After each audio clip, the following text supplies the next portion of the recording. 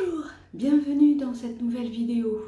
Nous allons parler aujourd'hui des croyances mais aussi des énergies. Donc j'avais envie de vous parler un petit peu de ce dont on me parle moi, on vient me voir parce que beaucoup de personnes me disent qu'elles sont saturées. Donc saturées, remplies d'émotions, avec une fatigue générale, avec un manque d'envie, voilà.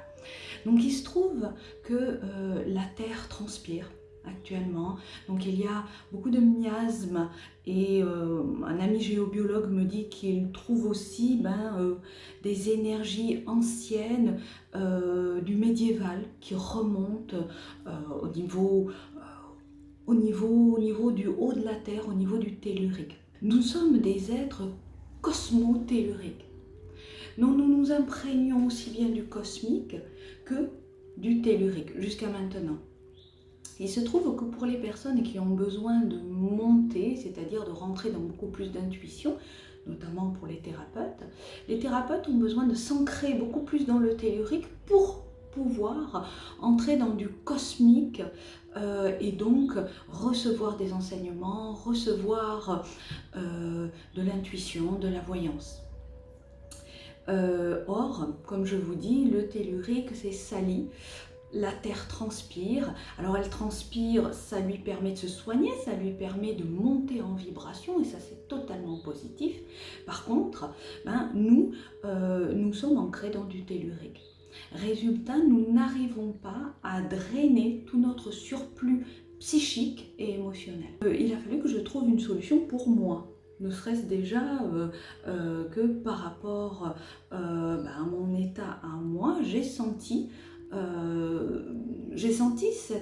ce surplus d'émotions, j'ai senti cette saturation. Donc j'ai cherché une solution, je l'ai d'abord compris, j'ai eu des enseignements qui m'ont expliqué ça, mais c'est pas suffisant. Le comprendre, ça ne nous désature pas. Donc bien sûr, on peut soigner le problème, on peut se faire désaturer par des personnes qui travaillent l'énergie, qui le font très bien et qui vont nous permettre de repartir. Et ça, c'est parfait. Par contre, on ne peut pas faire ça tous les mois, tout le temps. Ça ne nous permet pas de trouver une solution à notre problème. La solution, finalement, j'ai fini par la trouver. Et c'est un homme, un yogi, qui médite beaucoup et qui crée lui-même des bijoux, je veux dire des bijoux et aussi des instruments. C'est quelqu'un bien sûr qui travaille avec le cosmique, qui est très créatif et qui va, et ça c'est assez nouveau, intégrer dans ses instruments, dans ses pendentifs, dans ce qu'il propose, une énergie bien particulière. Et c'est une énergie du cœur cristallin de la Terre. Cette énergie nous permet de nous désaturer, ou plutôt nous permet de créer une connexion beaucoup plus profonde que le tellurique étant, je dirais, au niveau de la croûte terrestre. Nous avons donc au niveau de la Terre, je vous rappelle un petit peu, la croûte terrestre, nous avons la lave ensuite dessous et il y a le noyau. Et le noyau, tous les scientifiques s'accordent à dire qu'il serait fait de cristal enrichi en silicium. Donc cette personne que j'ai rencontrée crée tous ces bijoux, ces instruments avec un cristal qu'il fait enrichir en silicium pour pouvoir se connecter au cœur de la Terre.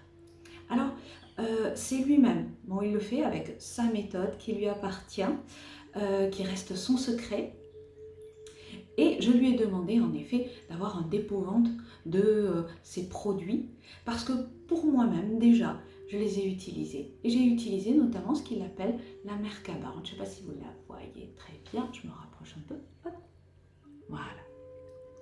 Donc la Merkaba, c'est un pendentif qui, au départ, lorsque vous le mettez, vous allez le sentir. C'est-à-dire que c'est traitant. Une fois qu'on le met, voilà, il commence à modifier les énergies de notre corps. Et notre niveau tellurique est poussé à son extrême. Et on sent bien que ça nous fatigue, ça retire des tensions, ça permet de nous axer beaucoup plus en profondeur dans la terre. Et petit à petit, on crée nous-mêmes notre connexion. Au bout de 3 mois, moi je vois, il m'a fallu 3 mois, mon compagnon 3 mois et demi, environ, donc on est là-dedans, 3-4 mois. On n'a plus spécialement besoin de l'utiliser, de le porter, la connexion est intégrée. Cette connexion au cristallin de la Terre, on l'a pas, l'humanité n'a jamais eu besoin de ça. Actuellement, les choses sont tellement différentes, les vibrations de l'être humain et les vibrations de la Terre sont tellement plus élevées que c'est une sacrée aide. Donc j'avais envie de le partager avec vous. Voilà. Donc ça, c'est quelque chose que je mettrai à disposition sur mon site. C'est pas encore fait, mais vous pouvez m'envoyer des petits messages et je vous donnerai les informations qu'il vous faudra, il n'y a pas de souci. Voilà, j'avais envie de partager ça avec vous. Alors, simplement, ce qui peut être intéressant, on parle beaucoup d'énergie, mais quelle est la base de l'énergie?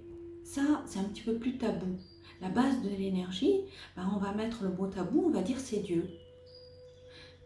Et la vraie question c'est, mais qu'est-ce qu'est Dieu? Est-ce que c'est ce gros bonhomme, genre Père Noël, assis sur un nuage et puis qui est très autoritaire et qui nous punit? Alors, je vais vous dire, je pense pas. Je pense pas. Et puis je pense qu'il n'y a plus grand monde qui croit ça. Par contre, on a intégré en nous une peur, peut-être, qui vient de nos ancêtres, de la façon dont on a été élevé. Alors cette peur, ça va être quoi? Ça va être, oula, s'il m'arrive des choses bien, c'est très possible que d'ici quelque temps, j'ai le retour de bâton. Et là, c'est le bâton de qui? C'est le bâton de Dieu. Vous voyez, mine de rien, on a quand même des petites croyances qui émergent et qui, même si elles ne se présentent pas, derrière sont un petit peu reliées aux croyances de nos ancêtres. Voyez. Alors, ce qui peut être intéressant, c'est d'acter, de valider une croyance différente par rapport à Dieu. Alors, je vais vous donner la mienne. Et si elle vous convient, écoutez, vous l'adaptez et vous prenez ce qui vous semble juste. Donc pour moi, Dieu, c'est à la base une énergie complète. C'est un tout. Donc Dieu contient le tout et le rien. C'est la seule énergie de l'univers et des multivers.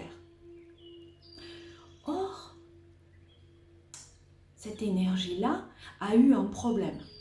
Son problème, c'est que en étant le tout, cette énergie ne pouvait pas expérimenter.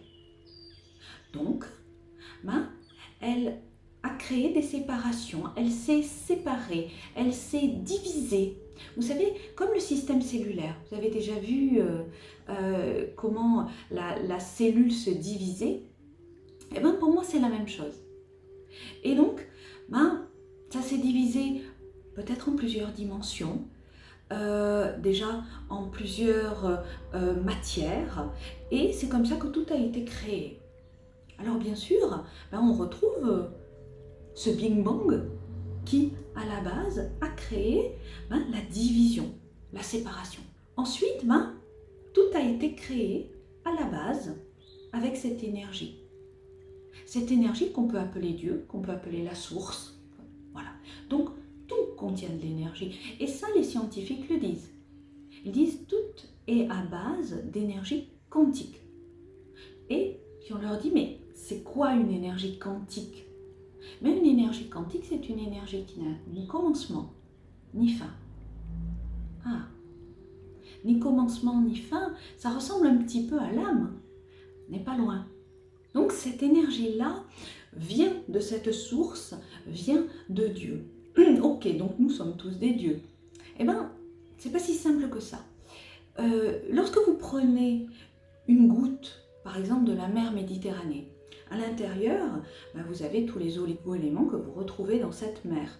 Vous avez aussi, je dirais, toutes les bactéries, tout ce qui, de façon microbienne, peut y vivre.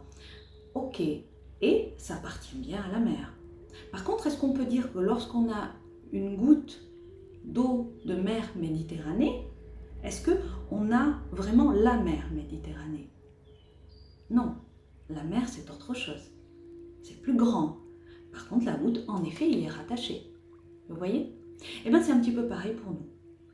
Nous contenons en effet cette énergie-là, notre matière, notre aspect vivant est relié complètement à cette source, mais nous ne sommes pas la source. Voilà. Donc voilà comment moi, je vois Dieu, qu'on peut appeler source, qu'on peut appeler Abba, qu'on peut appeler... voilà, il y a plusieurs noms qu'on peut appeler Dieu, bien sûr. Il y a plusieurs noms qui peuvent le déterminer.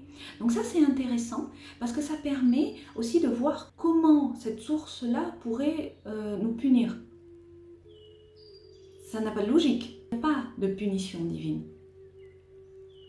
Ça n'existe pas, ça ne peut pas exister. Donc comme il n'y a pas de punition divine, c'est intéressant aussi de se dire j'ai aussi besoin de créer mon observateur et de voir si je ne suis pas certaines fois en train de m'auto-punir.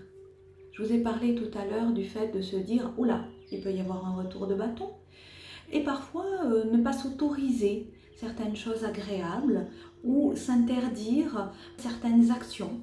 Ça peut être des punitions qu'on s'auto-inflige. Voilà. Donc, je vais terminer avec cette pensée-là. Et donc, créer l'observateur et vérifier. Je vous fais une petite méditation qui va vous permettre aussi de vous occuper de vous. Et ça, c'est intéressant. Alors, juste une petite parenthèse, s'occuper de soi, c'est quoi? S'occuper de soi, c'est aussi créer une unité entre notre corps et notre esprit. Cette unité, c'est la fusion entre les deux. On se sent un, on se sent en confiance lorsqu'on est un, lorsque on ressent cette fusion. Voilà. Dans la prochaine vidéo, je vous parlerai de cette fusion-là. Elle est très intéressante. Faites la petite méditation et on en reparle. À bientôt.